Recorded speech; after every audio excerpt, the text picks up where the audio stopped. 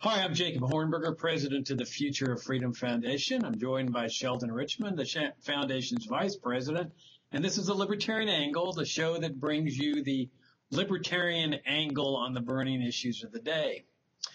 Sheldon, I thought we'd talk this week about American Sniper, the movie that's breaking all the records at the theaters for attendance. It's a topic of big conversation in military circles. It's based on a book by the person that Chris Kyle, around whom the movie is based. And I wrote a blog on it, but I thought, this thing is being talked around the country. I thought you and I ought to talk about it. And have you seen the movie? I've not seen the movie. Okay. I know the story, but I have not seen the movie. Well, as you know, it revolves around Iraq and this American soldier who becomes a sniper. And he holds the record for the highest number of people killed by sniper in U.S. history. And I forget what the number is. It's 160, something like that. And the movie revolves around about how heroic he is and what he does to protect our country by killing the bad guys and so forth. And of course, what the movie ignores in all this is the fact that the people of Iraq and the government of Iraq had never attacked the United States. That this was a sheer war of aggression, a type of war crime that was built up at Nuremberg, and people were prosecuting for it. And the idea behind the war crime was that, look, when somebody starts a war, we're going to punish them for doing this because they're killing people unlawfully. And as libertarians, I think we've always held that a nation has a right to defend itself from an illegal invasion, aggression by a foreign country. But here you have a situation where the United States is the aggressor. And it's killing people that whose government never attacked the United States, never even threatened to attack the United States.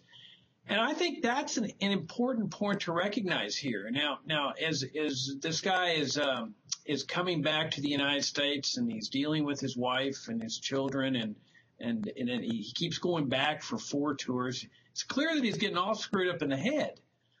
His marriage is disintegrating, and the guy he's going off little bonkers, as many of the guys did that went to Iraq. And the idea is always that it's PTSD, that it's just the stresses of war and so forth. But very few people are honing in on what I'm honing in on, and that's the idea that really what's going on here is guilt. Because I don't see how a person that has a conscience can go in there and just kill people indiscriminately for really nothing worse than defending their country against an aggressor. How can that not affect a person? And it's my theory that this is the real reason why so many soldiers who went to Iraq are coming back all screwed up in the head. But of course, none of that is portrayed in the movie. All that's portrayed in the movie is that this man is heroic, that American soldiers are killing bad guys, and that the bad guys are the people who are defending their country against this invasion. I'll turn it over to you to get your perspective.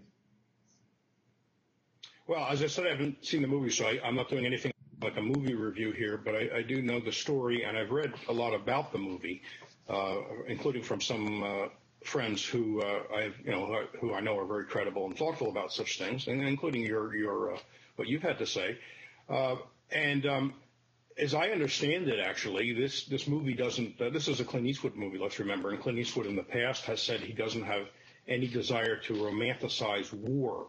And as I understand it, this movie does not romanticize war. As you say, it shows the psychological as well as the physical damage that happens to individuals. I think that kind of damage happens even in a, quote, defensive war. I think it messes up your head if you're out there killing people, even if you are justified. I don't think you can escape that and come out unscathed psychologically. Whether you're a sniper on the defensive side or the offensive side. But as I understand it, there are enough elements in that movie to make you think that war isn't some heroic, wonderful thing, and that warrior is some great thing to aspire to be. So I'd say that much, first of all. I agree with you. The larger context, as I understand it, is not portrayed. In other words, it doesn't talk about why the U.S. Military was in Iraq. Clearly, Kyle was on the side of the invaders, and the people. And I know the defenders of Kyle were saying things like, well, he was there saving Americans from being killed. But the Americans were there because they were an invading force. Who were they being killed from? They were being killed by Iraqis who didn't like a foreign army and Air Force, and he was a Navy SEAL, so Navy and special ops and drones and bombers coming into their country and wreaking havoc. Shock and awe, it was famously called by, who was that? I don't know if that was I guess it was Rumsfeld. So that is not discussed, but of course, people should already know that. People should come to the theater realizing that. And so I don't know that Eastwood didn't want to do a message movie, it seems. So maybe he was counting on people to understand that. I know it's a tremendously successful movie, and I hope it's not because most people going are jingoists and want to see Americans shoot, foreigners or Arabs or, anybody who's not another American. I think it's very interesting to listen to the defenders of Kyle to see what they're saying about it. And I was watching a little video this morning from Jeanine Pirro, who's a Fox contributor, former prosecutor, and she gave a 5-minute commentary. I don't know what date it was exactly. I just watched it this morning on YouTube, where she was praising him as a true American hero and bashing Michael Moore for criticizing an initial tweet where he said that snipers are cowards because they shoot people in the back. She was, trying to bash him for that. But here's the statement. Here's a statement she made. Big smile on her face, totally full of praise, fulsome praise for Kyle. She said, Chris Kyle was clear as to who the enemy was. They were the ones his government sent him to kill. Now, that's supposed to be a defense of Kyle. You just go out and kill who the government tells you to kill, and that's considered heroism. And as I put on Facebook over the weekend, too many people think hero is a synonym for competent killer. I'll grant that he was a competent killer, but show me evidence that he was some kind of hero. So that's my take on it. Well, I think you're right about the soldiers and obeying the president, obedience to orders. Very few people question that notion that the troops, we all know, take an oath to support and defend the Constitution. And they honestly believe that when they do these types of things like invade Iraq, that they're supporting and defending the Constitution. But the real reality is that the oath that they're taking is not to the Constitution. It's a loyalty oath to the president and to the ruler. And we can see that most clearly with respect to Iraq, because everyone knows that the Constitution requires a congressional declaration of war before the president can wage war. That was the type of system the framers set up. And now, granted, presidents don't follow that. They haven't followed it since World War II. But that doesn't negate the fact that that is the constitutional restriction. Every soldier knows that. And so when the president ordered the soldiers to go into Iraq, he was clearly violating the Constitution. So what did the soldiers do? Did they say, well, no, we have this oath, Mr. President. We can't invade Iraq. We can't follow your orders because we have an oath to support and defend the Constitution. They didn't. They obey the orders of the president. And if they had taken the position that, hey, look, Sergeant, I can't go because the president doesn't have a declaration of war, the sergeant would have said, look, bud, you just follow orders. This is not your job. You're going to go in there and you're going to start killing people in Iraq the way your president is ordering you to. So it's really a loyalty oath to the president. Now, later on, there was one guy, Lieutenant Aaron Watada, who refused to go back to Iraq. But in the beginning, as far as I know, not one single soldier refused deployment, and certainly not on the ground that he had taken this oath to support and defend the Constitution. So they go into this country and they start killing people, and they feel like, hey, we're defending ourselves. These people are firing at us. They're trying to kill us. But as you imply, they didn't have a right to be there in the first place. The way I look at it, it's like a burglar that goes into somebody's house in the dead of night, and the homeowner catches them and starts shooting at them, which, of course, the homeowner has a right to do. He has a right to shoot an intruder in his home. So let's say the intruder starts firing back and kills the homeowner. Well, the intruder can't say, look, I just fired in self-defense. The homeowner was shooting at me. I'm here to defend myself. Can't do that. Every court in the land will disallow that defense. Why? Because the intruder didn't have a right to be where he was. Well, the soldiers in Iraq didn't have a right to be there. The people there, under basic rules of international law, had a right to defend themselves from the invaders that were invading their country. And so you have this horrible, war where you've got Americans killing Iraqis for doing nothing more than just defending their country against an invasion. And I'll never forget, there was one guy at Abu Ghraib. I mean, just think about it. Every single person that they disrobed, that they abused, that they jeered, that they humiliated, that they tortured there at Abu Ghraib had nothing to do with the 9/11 attacks.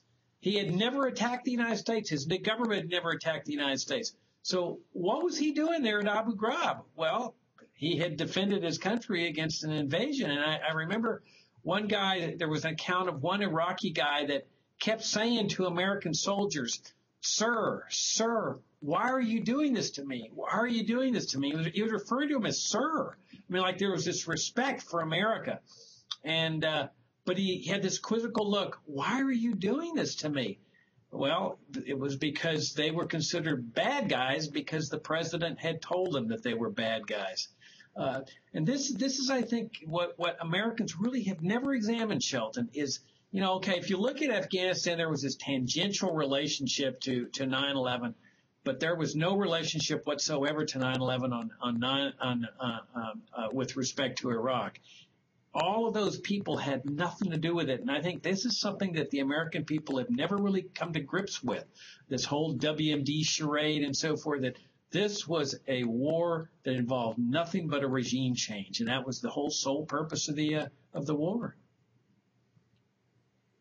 Well, the Army and the CIA did their best to get Iraqis or somebody to say, they did their best to torture people to say there was a connection between Iraq and 9/11, and they didn't manage to do it. That was one of the motives for the early torture, was to get somebody to say, yes, there was coordination between Iraq and al-Qaeda, just so they could the U.S. misleaders could come before the cameras and say, see, we have a connection now between Iraq and 9/11. They weren't able to do it, and no one's ever been able to prove that. Al-Qaeda was no fan of Saddam Hussein. They were probably applauding the U.S. invasion and the overthrow of Saddam Hussein, realizing that it could lead to what's actually happening now with the Islamic State.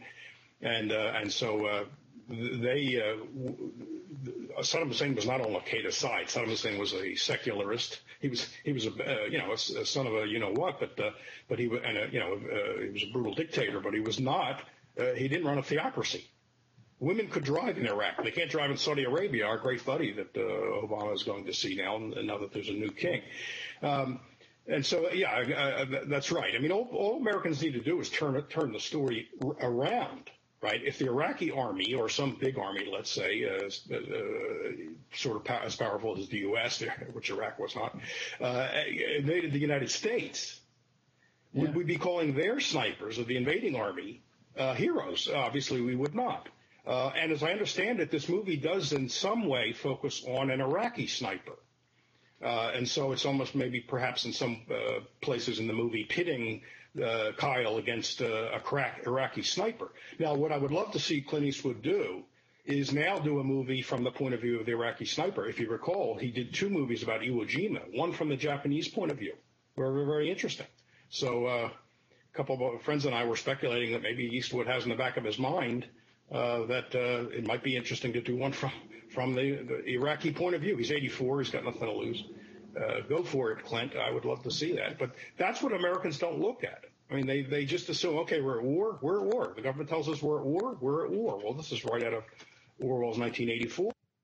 right, where the government tells you who the enemy is, and then we have our 2 minutes of hate, and we go off and kill until it tells us, okay, stop killing those guys, our new enemies, the other guys. By the way, the old enemy was always our friend; they were never really our enemy. Now we're fighting those guys over there. That's how this works. I mean, that was just Orwell did a caricature of it and sort of an extreme portrayal of it, but toned down somewhat. That's what's happening, because Iraq, after all, was a friend of the United States, of the U.S. government. The U.S. government helped Iraq, and when it launched a war against Iran, it gave them the components for weapons of mass destruction, chemical, biological. It gave it satellite intelligence when it was invading Iran. And then, then suddenly things turn around. So it's all cynical manipulation of the American public. And then you have people like Kyle who are willing to take up arms and do what the government tells them to do. I doubt if any member of the military, if you asked them, what are you doing here in Afghanistan or Iraq, would say, I'm defending the Constitution. I think they'd say, I was ordered to be here. Therefore, that's the enemy over there, and I'm shooting them. I doubt if any, maybe you'd find one who would invoke the Constitution. I seriously doubt if you'd find somebody. Well, actually, in the movie, the most popular one is I'm defending my country. I'm defending my country. And I really think that the soldier convinces himself that he's defending America. And in fact, at the beginning of the movie, you can see what's happening with Kyle, that the movie points out, while he's watching television, and he sees that there's been this terrorist attack on the U.S. embassies in Kenya and Tanzania. I think they also mentioned the terrorist attack on the USS Cole. And this gets his attention, where, boy, the terrorists are coming after the United States. And then he joins the military because, he's going to protect America from the terrorists. I mean, wasn't this the standard mindset after 9/11? And then 9/11 hits, and, boy, now he's ready to go, that the terrorists are coming to get us. And so when the invasion of Afghanistan came up, I mean, very few opposed that. You and I opposed it. FFF opposed it on the grounds that this thing is going to be an absolute horror story at the very end of this thing. And then we pointed out, of course, that there was absolutely no evidence that the Afghan government was complicit in the attacks, and which, of course, was implicitly confirmed when Bush kept pressing the Afghan Taliban regime to extradite bin Laden.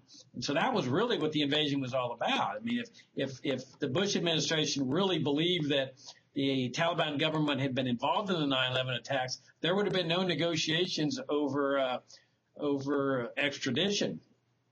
Well, so I think what happens is the soldier conflates all this and says the terrorists. So when the president says we've got to go to Iraq, in his mind, this isn't a war of aggression. He doesn't separate it out and say Iraq never attacked the United States, although some soldiers did. I remember reading about that they were at least one soldier was anguishing over whether he was a Catholic, whether it was be morally permissible to kill a person in a country that hadn't attacked the United States. But most of them, like Kyle, I'm doing it for my country. I'm protecting the rights and freedoms of the American people. And the reason that they were trying to tie to 9/11, especially Vice President Cheney, was to create this sense of self-defense where they could tell the soldiers, you're defending the country. And that was why they were desperately trying to tie it to 9/11, saying, hey, this is just, we're going after the people that attacked us. But, of course, they never could find that relationship. And so they bring up this whole WMD deal that, there's WMDs there. And as you point out, it was the United States that gave Saddam Hussein those WMDs. I mean, they found them, about 6 months ago. They'd been buried in Saddam Hussein had buried them. They were rusted out. They were buried in a lake or near a lake or something. But those were the WMDs. This is what a lot of Americans don't realize. Those were the WMDs that the United States had delivered to Saddam Hussein when Saddam Hussein was their partner.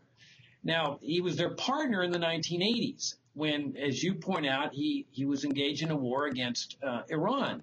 Now, why did the United States want to help Saddam Hussein, who was just as much a brutal dictator then as he later was when they were calling him a new Hitler and everything? Why would they want to help him kill Iranians? Well, because they were angry at the Iranian people for having ousted the U.S. installed the Shah of Iran, who the CIA had installed back in 1953. And so they'd have a revolution because the Shah turned out to be this brutal, horrible, oppressive dictator. And so they ousted him from power, and the U.S. still hadn't gotten over that. And so they said to Saddam, let's have a partnership here. We'll furnish you these canisters of sarin gas and so forth. You can use it to kill Iranians. So when they were going in there with this big WMD scare and all, it was with the notion of, hey, we know he's got WMDs because we got the receipts for them. And, of course, by that time, he had destroyed them and buried them, and there was no WMD program. But that was one of the rationales, too, of the soldiers. I'm looking for WMDs. I'm looking for WMDs. But we all knew here at FFF, and other people knew, that this was all a charade, because this was the excuse to go in there and get a regime change. By this time, they had turned against Saddam. The Cold War had ended. People were questioning about the peace dividend. What do we need all these this great big military-industrial complex for? It was all brought into existence with the Cold War. So, you know, Saddam goes in there and gets in this fight with Kuwait, and all of a sudden, now we got a new justification for the whole Cold War era national security state. They turn on their partner. But they don't go to Baghdad. You see, they leave him in power. So for the next 10, 11 years, they're criticizing George H.W. Bush. He should have gone and gotten Saddam. And people forget that Saddam was the big obsession throughout the 90s. And that's where the sanctions came into place, where the sanctions were killing hundreds of thousands of Iraqi children. Madeleine Albright says the deaths of 500,000 Iraqi children are worth it. But they never get rid of Saddam. The sanctions don't work any more than they worked with Cuba and Castro and the embargo there. So 9/11 gave them the opportunity. People were scared. Americans were scared. They were deferring to authority. Whatever the government says, you have to trust them. I remember people saying, the president has access to information that we don't have. There must be WMDs there. Saddam's getting ready to fire nuclear missiles at the United States. And it was all a charade, as we pointed out at the time. It was to accomplish what the sanctions had failed to accomplish and envelop it in this big nuclear war scare. And that's one of the things that Americans have never confronted, the fact that their government officials lied to them here. There's never been an investigation. George Bush has never been hauled before Congress to testify under oath about this whole WMD thing. It's like, let's just bury it. Let's just put it behind us like it didn't matter. Well, hundreds of thousands of Iraqi people have been killed in the process. You've got soldiers that have killed people wrongfully, coming back all screwed up in the head, violent, marriages disintegrating. This is the type of thing that we need to confront here in this country, Sheldon. Well, I don't think most Americans would want to see recriminations or an inquiry into, why Bush and Cheney led us into an aggressive war or international criminal court proceeding. I don't think that they want to see that.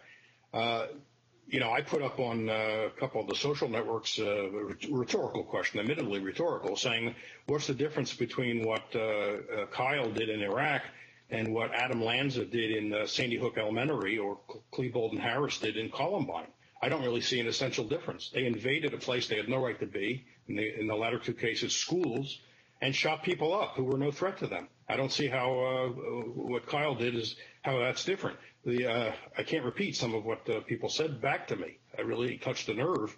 And if we can, in a way, compel people to confront these kinds of issues, then I think we've performed a service. But it's quite a veil to penetrate, because people have these defenses. And when you talk about the military and warfare, there's a reflexive, reaction that what the government is doing is right. We can't question it. It's unpatriotic somehow. It's disloyal to the country, disloyal to our troops, not supporting the troops.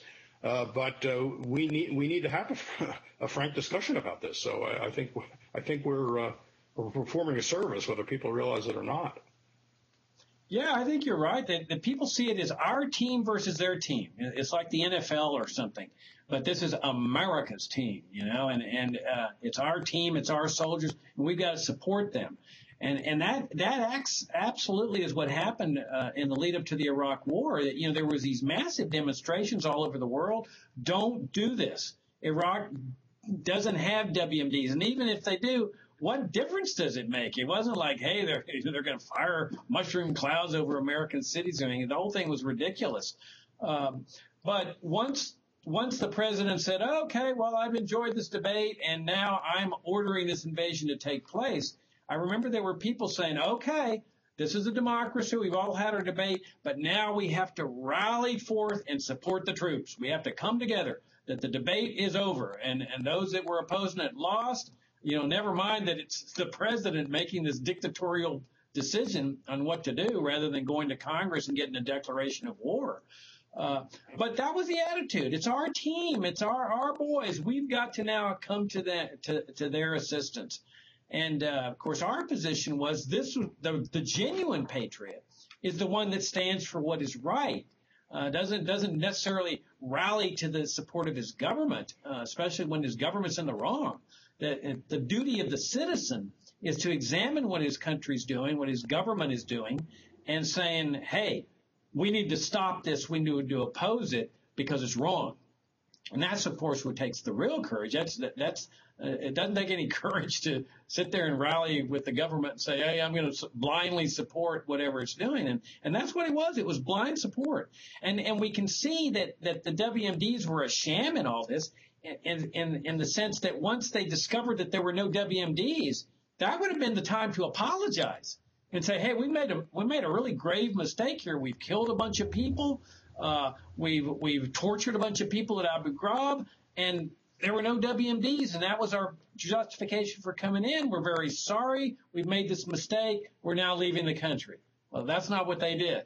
They stayed in Iraq, which showed that their whole objective from the very beginning was regime change. That's what the sanctions were about. They wanted to install a pro-U.S. dictator in there. And look at the horror story they've produced from this. I mean, this land is an absolute horror story. You certainly don't see, congressmen or members of the Pentagon going over there to spend summer vacation. No American would be stupid enough to go to Iraq and spend vacation and walk around the streets proclaiming how proud he is to be an American and how he brought Iraqi freedom to Iraq and so forth. It's a horror story. And this whole thing with ISIS is just a clear manifestation of what interventionism and empire have done to this country. And that's what really needs to be questioned, Sheldon. It isn't just the Iraq war, and it's just not an examination of what this government did in Iraq. It's really an examination into the whole paradigm of the national security state, all the troops overseas, Afghanistan, Iraq, Germany, Korea, Latin America, Africa. I mean, this whole concept of empire needs to be questioned because, what difference does it make? They're out of Iraq, but they're certainly not causing trouble around the world. They've talked about this pivot to Asia where we're going to start seeing crises now dealing with Korea and China and who knows who else. You've got them stirring up trouble in Africa. I mean, this is the corner of the realm. Perpetual crises, perpetual war, as you pointed out earlier in this program, a perpetual array of enemies that are changing practically on a daily basis, and we're all expected to just march in lockstep with this machine. I say it's time to start, questioning the whole legitimacy of this machine. Yeah, they didn't even achieve the stated goals in Iraq because they didn't get a pro-American dictator. They got a government picked by Iran. They didn't even get permanent bases, and I don't even think American oil companies got the oil contracts. So it seems to me on those three counts they've struck out from their own point of view. I don't think they only said WMD was the reason. I don't think that was the only reason. They were always giving other reasons too. They gave most emphasis to WMD, but Bush and Cheney certainly and Rumsfeld went out of their way to give the American people the impression that Saddam Hussein had some complicity in 9/11, and the polls showed that people believed in that. So they did that. They also did talk about Iraq, Iraqi freedom and how Saddam Hussein is a vicious dictator. So they had those kind of there too, so that they could push them to the fore if the WMD fell through. I think they had a feeling maybe the WMD reason was going to not pan out. So they had these other things ready, which they'd already talked about. They were smart enough to know we better have a few balls in the air. Wolfowitz later on said they emphasized WMD because the bureaucracy thought that was the most saleable angle for the public. But they were pushing these other things too. So It was a fiasco, and like you say, look at what's going on there now. We now have there was no ISIS, there was no Al Qaeda in Iraq before the invasion. No such thing. Al Qaeda was a few hundred people in Afghanistan and Pakistan. That's it. Now they're in Yemen, right? All the Arabian Peninsula, and they've morphed into ISIS, which holds a large part of Syria. That's new now, and Iraq. And, of course, they're worried about all the stuff going on in Africa. So George Bush spread it. George W. Bush spread it. And pretty much Obama has carried it on, even though he's taken out the combat personnel because people were getting tired of that. Yeah, you're right. They had this array of rationalizations for invading, and they effectively told the soldiers, pick the one you like best, pick the one that you feel most comfortable with when you start going and killing people. And it was, like going to the ice cream store and picking out your favorite flavor, except this involved killing people, maiming people, torturing people. And so Chris Kyle comes up with one justification as he's killing people. Another soldier has another one. And the real horror and the real tragedy of this is the end of this story, Sheldon. There's a very moving scene where Kyle encounters his younger brother, who's served a tour. Kyle served 4 tours in this country. But he encounters his brother who's boarding a plane to go back to the United States. And his brother just has this look of anguish and pain on him and says something to the effect, I can't remember what his exact words, but to hell with this place. And Kyle has this look of shock, like, my gosh, doesn't he know that we're fighting for our country here? Because the brother at that point saw through that. It was just a great big horror story that had nothing to do with protecting the liberties and freedoms of the American people, protecting our country, and so forth. And then the ultimate horror of all this is the end of the movie, where Kyle is back at home. He's getting his marriage together. It seems that he's maybe dealing with these psychological issues, and he's helping out an Iraq veteran at the firing range. And the Iraq veteran himself is all screwed up in the head, and he ends up taking his gun and killing Kyle. I mean, to me, that is such a fitting end. I mean, that's reality. That's what really happened. So he leaves his widow and children and so forth. But it really is a metaphor for the whole concept of the invasion of Iraq, the whole concept of empire and intervention, that it just leaves nothing but tragedy and horror in its wake. Anyway, that's the end of the show. We've run out of time. This is the Libertarian Angle, and I'm Jacob Hornberger, joined by Sheldon Richman, and we'll see you next week.